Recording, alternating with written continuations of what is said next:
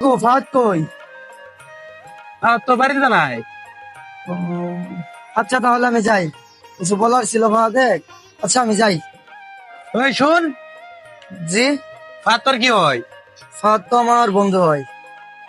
ও, কি বলার ছিল? কিছু কথা বলার ছিল ফাহাদের।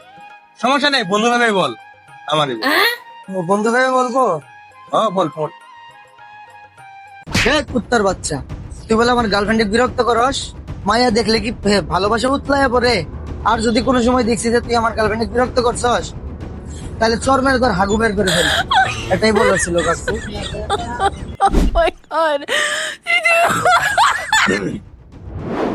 চাউড়ার বাচ্চা আজকে বাড়িতে আসো। আমার কি করার?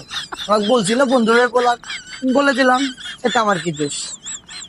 আমার কিছু করার নাই বাবা, কিছু মনে করলেও।